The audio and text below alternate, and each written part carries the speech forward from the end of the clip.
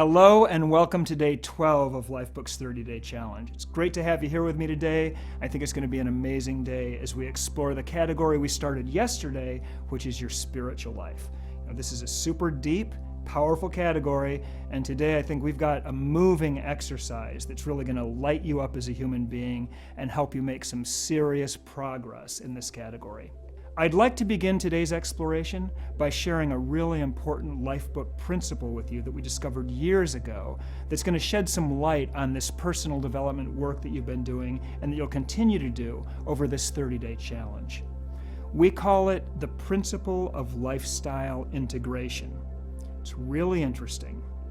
The principle of lifestyle integration says that personal development principles only work when you integrate them and make them a part of your lifestyle.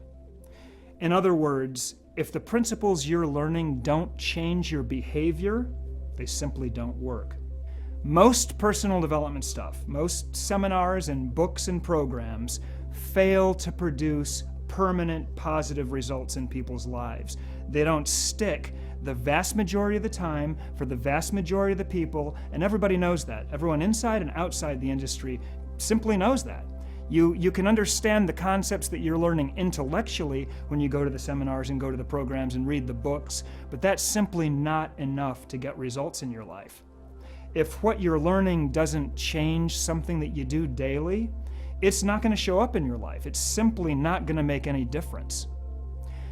Look, this is the deal in the 21st century. All the wisdom we need is out there. There is simply no shortage of cutting-edge information, business strategies, life-changing advice out there, right? Everything we need to get in perfect physical shape, to build a financial empire, to become a stellar human being in just about any area of our lives, it's right at our fingertips. All we got to do is get on the internet and access it.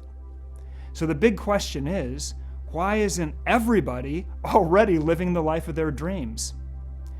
Because as Jacob Sokol puts it, epiphanies are thrilling, but they're cheap. They're a dime a dozen. If you want one, all you got to do is type in the right keywords and you can get one in about 5 minutes. Yes, those epiphanies are exciting. It's awesome when you have one of those aha moments. It always seems life-altering at the time, but if you take a look at your life a week later, you take a look at your life a month later, did anything really happen? Usually not. Because it's not about what you learn, it's about what you do. Epiphanies fade. In order to leverage those aha moments that you have when you're doing this personal development work, you've got to make changes in your life. They're going to allow you to sustain whatever insight you're getting. If you want to really change something about your life, you've got to change your behavior, or that change just won't last. Now, this principle also applies to the goals that you set. Goal setting is only effective if your goals move you to do something different in your life. All the aspirations you have are going to stay exactly that, aspirations, daydreams, unless you change your behavior in a way that supports them. Every single one of your goals, all the epiphanies that you have, all the paradigm shifts, all those aha moments, they will produce positive change precisely to the extent that you change your daily behavior and integrate them into your lifestyle. And if Lifebook is about anything, it's about lifestyle integration. That's our singular mission. That's where we put all of our intention. Our core purpose is to help you create a life vision for yourself, clear, compelling, amazing life vision, and then integrate that life vision into your everyday life. That's what all of our content's designed to do, all of our challenges, accountability, all of our support, all the connection with the community. Everything we do is designed to driving you to integrate the life vision that you create into your daily behavior, because that's what's going to produce results.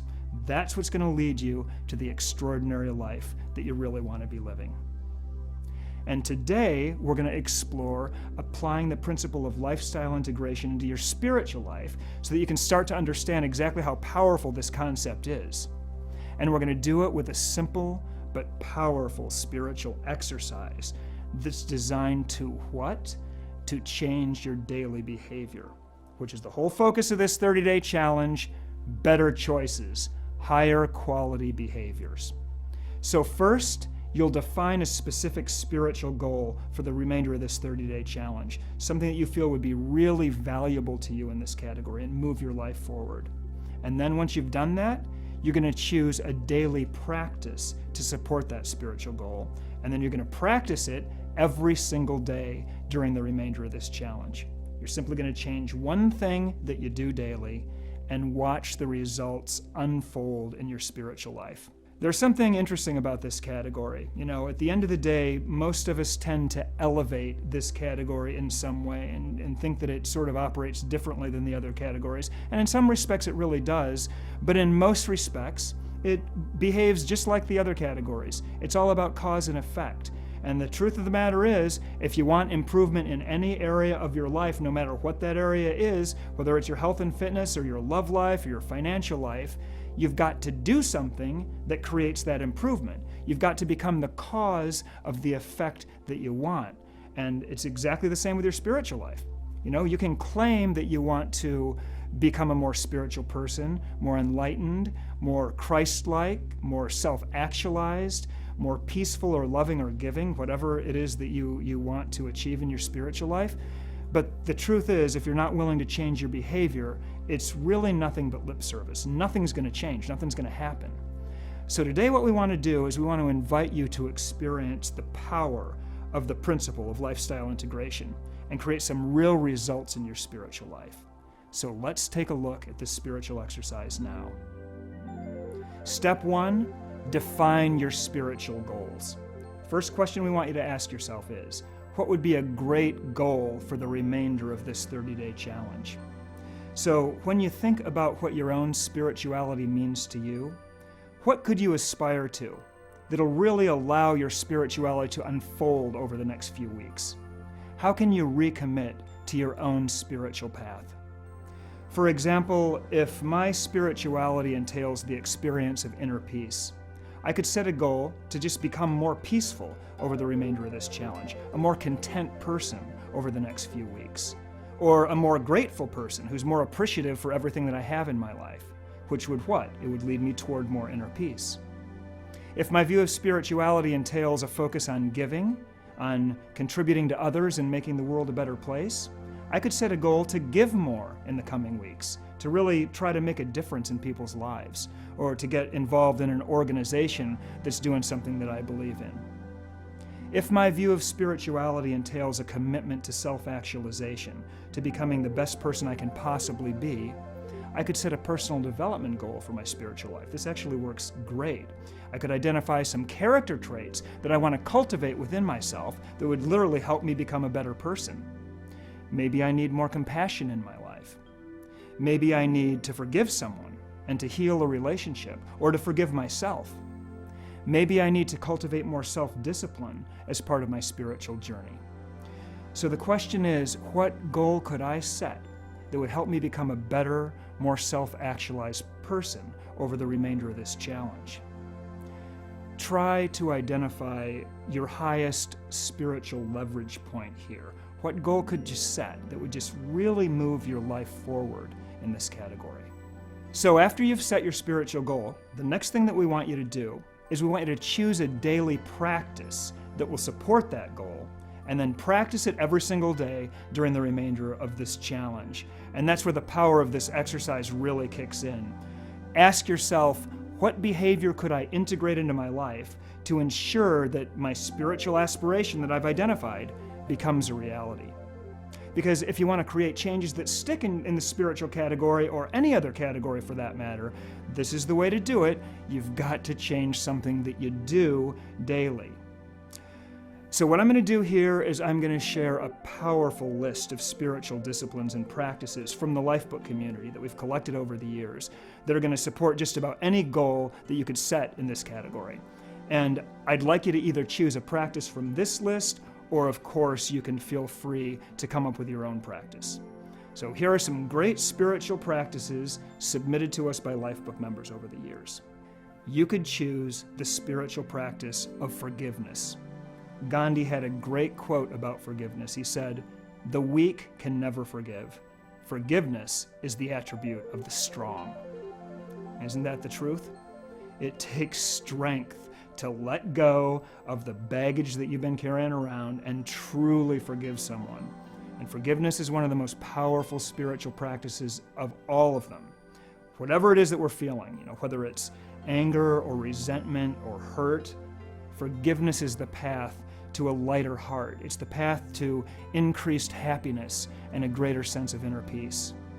So for the remainder of this challenge, you could commit to practicing forgiveness every single day.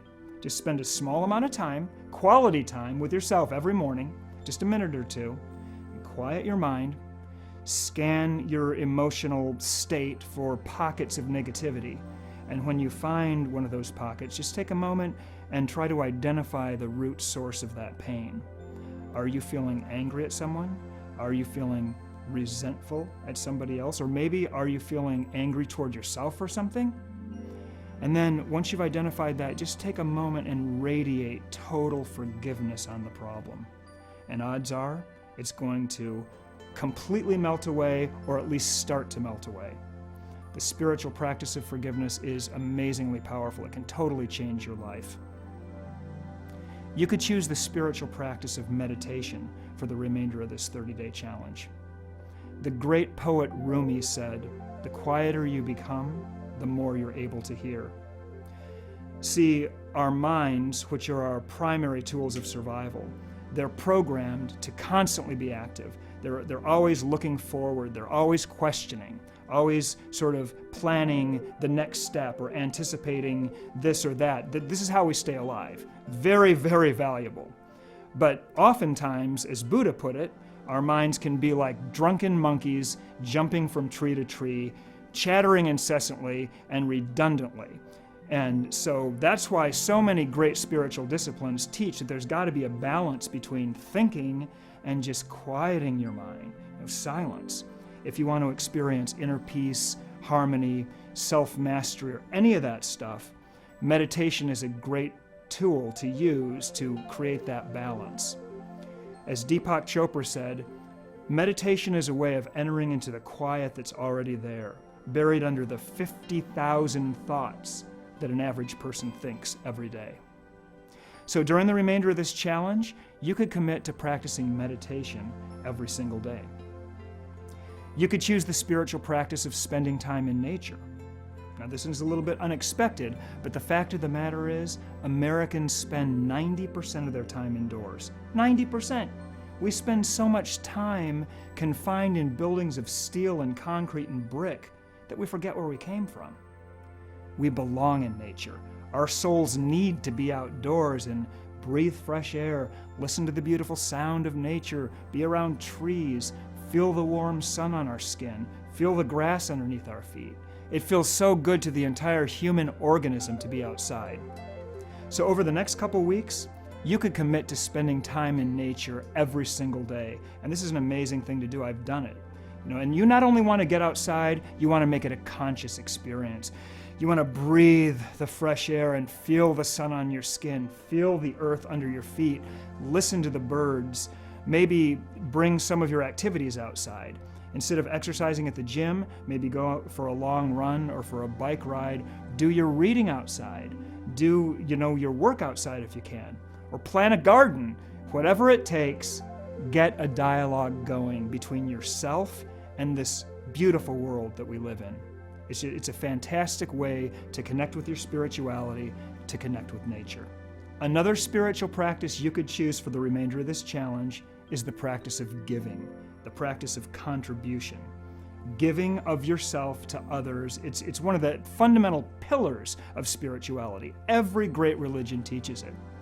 And it's every bit as beneficial to you as the giver as it is to the receiver. There's just a huge payoff for caring about and for giving to others. And we can often be a little bit blind to that payoff if we're totally consumed with ourselves and our own lives.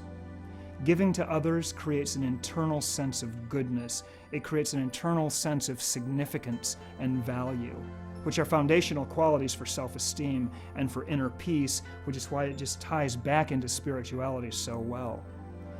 every time you interact with someone, you have the opportunity to give some kind of value to that person, whether it's you're giving a thing, money, a gesture, a kind word.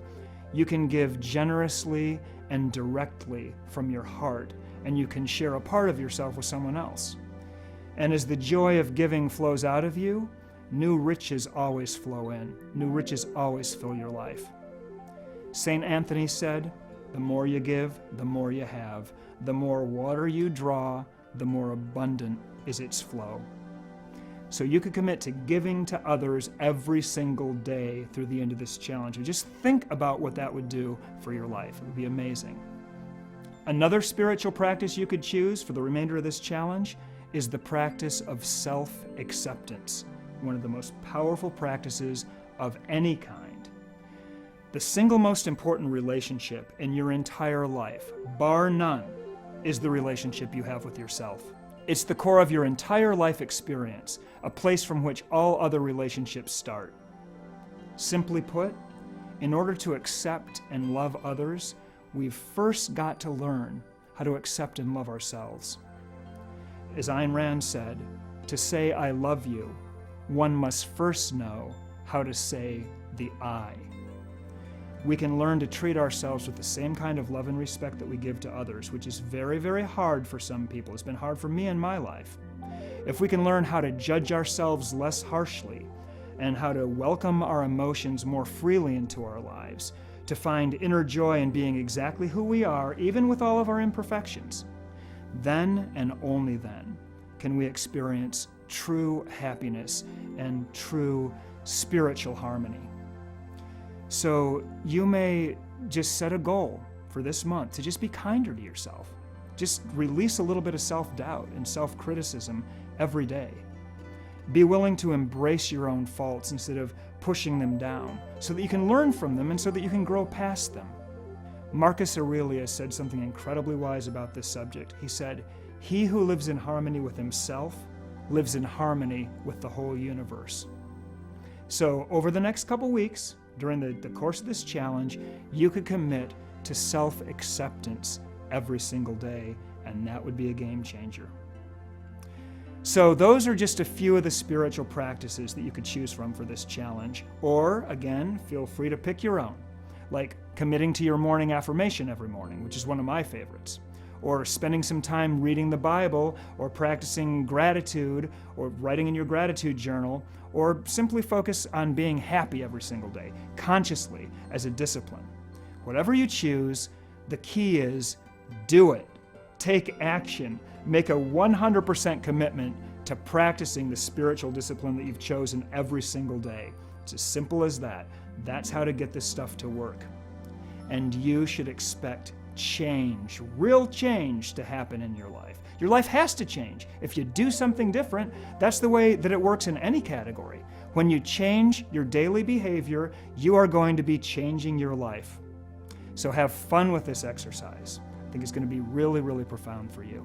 Okay, now before I leave you today, I just really want to congratulate you because today's program wraps up your first 5 categories. Your personal life, where we deeply explored you separate from the rest of the world.